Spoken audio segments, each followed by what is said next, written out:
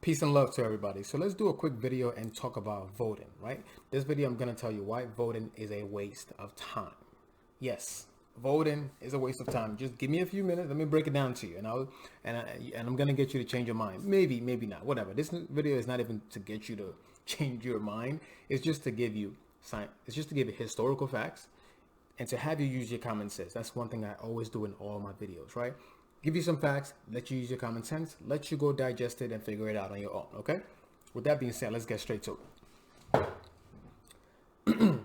Now, when I say voting is a waste of time, I mean specifically for the president, but let me break it down. In the United States, it's a democratic country, right? Democracy, excuse me. Democracy is the form of government that we have in America. In a lot of other countries in the West, the same thing goes with Africa, right? Democracy comes from ancient Greek. So let's break it down let's actually break down what democracy means in ancient Greek. Democracy is broken down into two, D-E-M-O, then C-R-A-C-Y, democracy. Cracy comes from the Greek word kratos, which means rulership. Demo, right? If you thoroughly research demo, you will see that demo is short for demon, which means you are under a demonic rulership. But if you do a quick research, you will see that demo means body of people or people. So they're telling you it's a rulership by the people. It's a rulership or rulership by the people. That's what they want you to believe. But if you do a lot of digging, you will see that it truly means demonic rulership. After all, if you think about it, like I said, it comes from ancient Greece, whatever. You get my point. And if you look at it in terms of for Africans, how did we get democracy to begin with? We got it violently. We got it through genocide. We got it through rape, right? We got it through colonization. We got it in all the negative ways. We had our own form of government's way of living before Greek or Greece or before Europeans. So how did we get it? We got it violently. Anyway, so let's go back to where we were before. So like I just broke down to you, that's what it means. But feel free to research it. Feel free to believe whatever it is you want. Now let's start with voting. Voting is broken down into two. When you're voting for the president of America, you have electoral college and then you have individual votes. Individual votes is me, your uncle, your dad, your mom going to the voting booth and voting. Electoral college is the body, is the body that elects the president and vice president. So when we go to vote, we are actually voting for the body of people to vote for us. So we're trying to tell them, hey, we want Obama, we want Trump, and then they go ahead and make that vote. But the thing is, the electoral college has the right to vote for the person that wins the most popular vote, which is the individual vote, or they can just vote for whoever it is that they want. Yes, they have that right? Now, if you guys are starting to catch my drift, so the point is, why have us, the individuals, vote to begin with when somebody else we still have to go through somebody else? They still get to decide, okay, you know what, let's count the individual votes, let's go through that, or they vote for whoever it is that they want. So now let's do some history and think about it. So why was electoral college created to begin with? Because anybody that hears voting, you would think voting, okay, I vote. If 9 out of 10 says vote for this person, the 9 wins, right? But it doesn't work that way when it comes to voting for the president. So let's look at the history. Why was electoral college created? I studied this in college, so I didn't even need to do any kind of research for this. And to sum it up for you, electoral college was pretty much created in case the people weren't smart enough to figure out who it is that they wanted to be elected. That's in layman's term how to put it. If you do some digging, they will pretty much tell you that it's in case the citizens weren't able to determine who had the country's best interests at heart, because the citizens could be manipulated by like gangsters or mobsters and so on. That's why they want you to believe that the electoral college exists. But the truth is, it's really meant to make you feel like you're in control when you're truly not. Because once you control whoever's in the electoral college, then you can really control whoever it is that becomes president. So you're going to say, okay, you know what? This guy's lying. This guy doesn't know what he talks about. But there's been 5 times in history when somebody won the popular vote or the individual vote, but they still did not become president, right? 5 times. Let's see. 1824, 1888, 1876, 2000, and 2016. Donald Trump will not be president right now if They counted individual votes. So pretty much if your vote truly mattered, Hillary Clinton would be president because she had over 1 million more votes, individual votes, than Donald Trump. But Donald Trump won the Electoral College, right? Feel free to research it if you want. So if you're starting to catch it, you will see that, okay, you know what, maybe he has a point. But just follow me for a few minutes. Let me throw some more jabs. It's a game. Flat out. It is a game. It is a game, is a game, is a game. And just let me break it down to you, right? America's a cooperation, not a cooperation. A corporation, excuse me. C-O-O-R, corporation, right? C-O-O-R, yeah, I think. It's a corporation. Or you can call it a business. Who runs the business? The people on top. Now think about it. If you own the business, would you allow a random guy off the street, a random guy that you don't know, to be able to apply to run that business that you own? No, because you don't know if he has that business best interest at heart.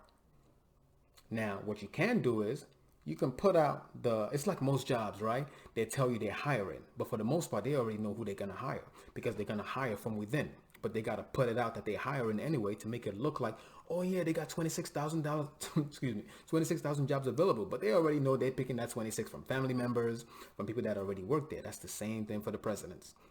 They already know who's going in. Now, of course, they have to put on the show. For the most part, what they're really doing is getting you to approve of them being president. Approval, that's it. They don't really care if you vote for them or not because they know that your votes don't matter. They know it's the Electoral College that matters. Now I'm talking about for presidents. For governors, individual votes matter. For senators and so on, individual votes matter. Your mayor, individual votes matter. Those are the people that you can focus on voting for. But I'm going to get back to that later. So it's a game and they understand that. What really gets people in office is there's a group of people, the elites, whoever you want to call them, they actually pick who it is that's going to be president because they are picking who it is that's going to be the face of the company, corporation, America. That's how it goes. Okay? You're not a random person, but you're going to say, oh, Barack Obama, though, he was black. How did he get up there? One, he was also half white.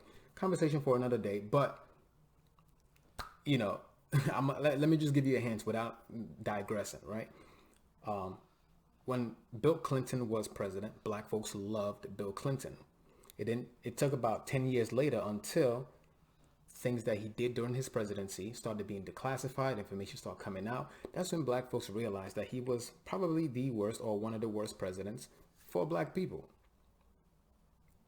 Right? I'm just going to leave you at that. Whatever you do with that information is up to you. So let's get back to where we were. Since it's a corporation, I'm just going to say company. That word is bothering me. The people in charge are the ones that decide who it is that they want to run the country. Here's what we can do. Right? You're not just going to let anybody in your country. If I came to your house right now and I said, hey, you got a small ass TV, man. That's not even plasma. You still got high definition. You ain't even got 4K or nothing.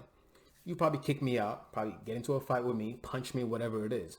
You don't pay any bills in here. But what if I started giving you $2,000 a month? Now you're like, oh man, now I can afford a new TV.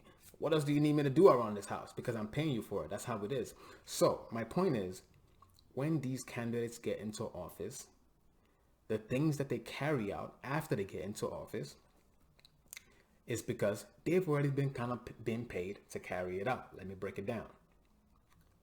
When they were running their campaign, trying to get to the president, it costs a whole lot of money. They have to fund the campaign. They have to fund the trips across the country, commercials and stuff, marketing themselves. They got to pay employees. All of those things cost money.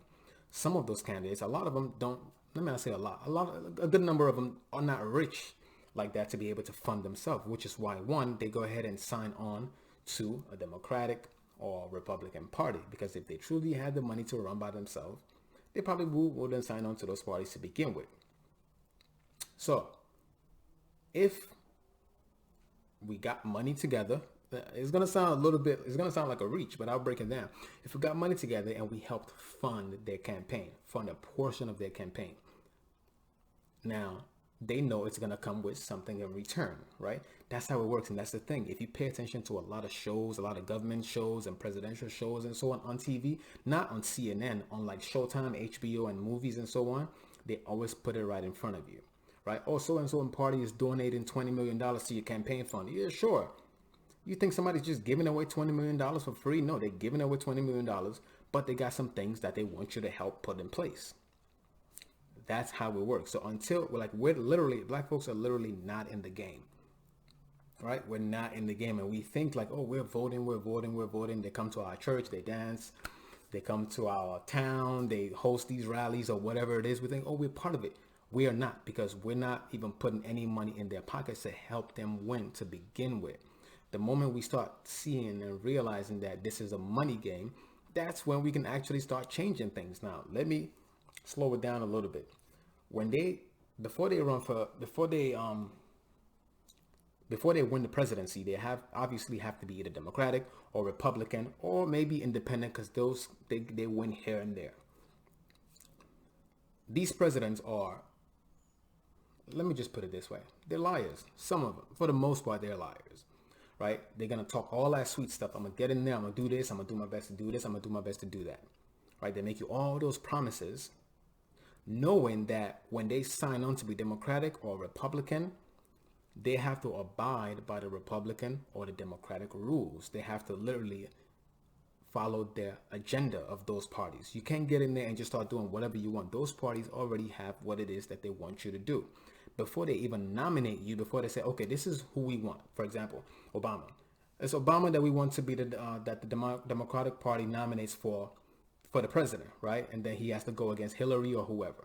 Before they choose you, you must have already signed some stuff behind the scenes, because you have to be able to push the agenda that they want.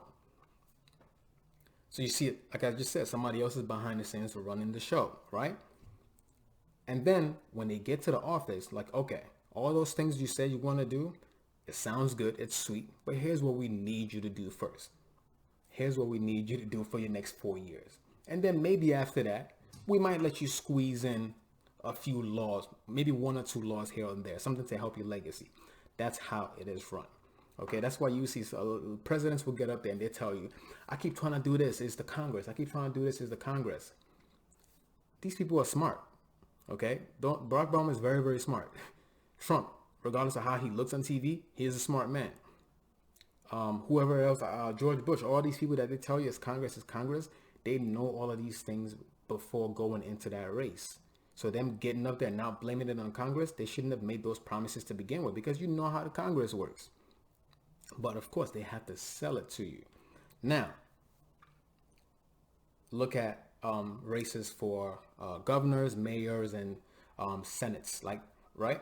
Those individual votes matter. Those are the people that we should start with, because now, for example, we can put money together, help fund their campaign. Let me break it down to you. I've said that a few times, but that's because I'm really, really trying to break some stuff down. Black women spend at least $3 billion a year on beauty products, at least $3 billion. For men, we spend at least $2 billion a year on sneakers, right? Black women is actually around $10 billion or so. We also spend $3 billion a year on alcohol.